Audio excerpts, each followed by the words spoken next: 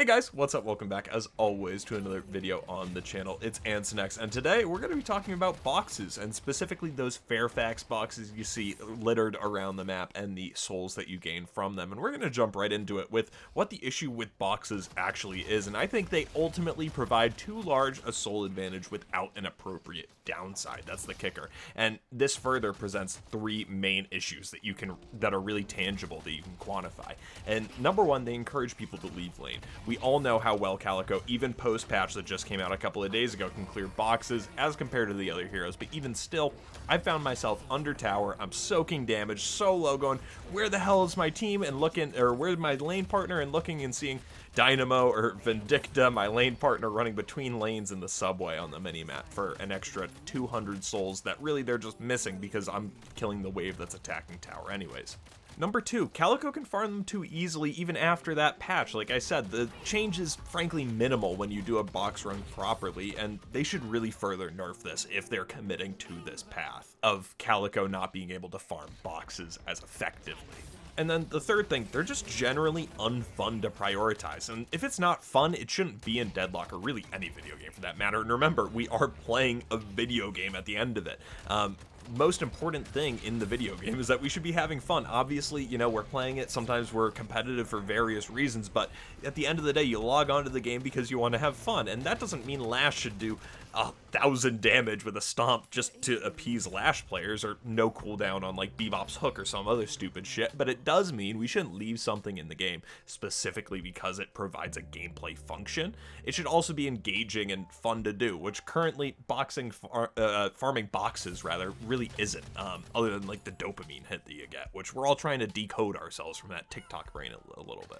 And so I don't think we need to get rid of boxes from the game. I do think that they do provide a good game function. We'll get into that soon, but I think a good solution will address those three issues that we talked about, but keep the good aspects. And so that good function, what is it? Why are they actually in the game in the first place? I think, number one, it gives you something to do when you're walking from A to B.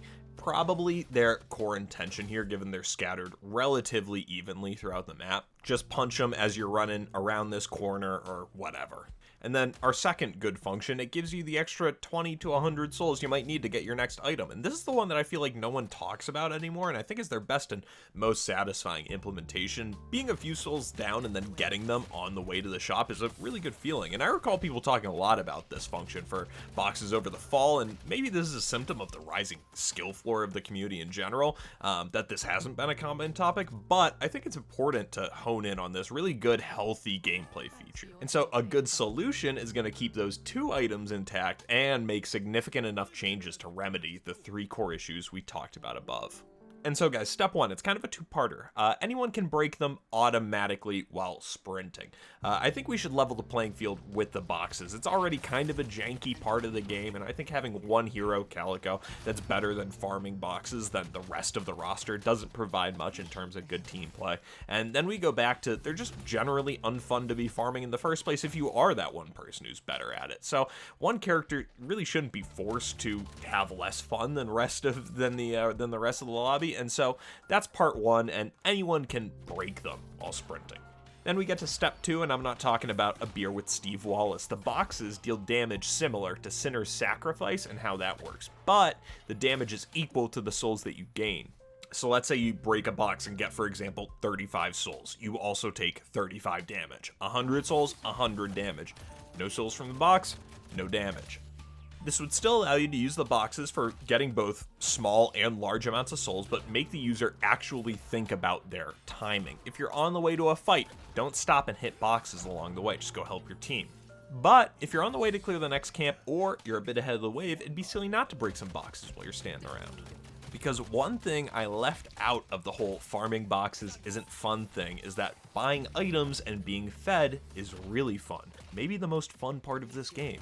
So if you're able to effectively get a significant amount of souls from the boxes, I also don't hate that simply because it exists. The ends justify the means. The damage that you would take on soul gain would annihilate Calico's ability, or really anyone's, to farm boxes in between waves, as they would now be returning to lane down 200 or 300 HP and Late game, Calico could even take like 2k damage if you went on a big box run. This keeps both the current implementation of boxes both as being a significant soul gain during downtime and being a small soul boost to push you over the edge to your next item, but it encourages the latter and actively discourages the former with the amount of damage you would be taking. Without Fortitude or another significant heal, you'd be forced back to base after a high net worth box run. And so guys, my thesis and ultimate reason for thinking that this is a good solution is that having the boxes to serve a purpose, to be an extra push to get your next item, is just really satisfying game design.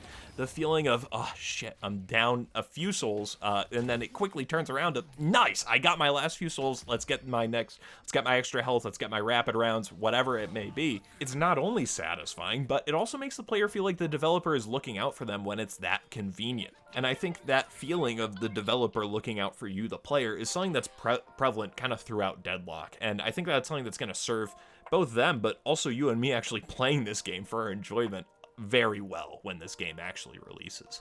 And so guys, that's all I got for you this time. If you got an issue that you think can be solved in Deadlock with one big change, leave a comment below and let's talk about it. You can also feel free to call me a moron for my solution here, but at least try and have a better one. Let's come up with some good solutions for boxes, and maybe I'll make a forum post listing a bunch of possible solutions we come up with, something like real quick hits, and maybe I'll write up a little bit about my idea too. So guys, I hope you have had a fantastic week so far. I will see you again this Sunday at 6 p.m. for Deadlock Weekly.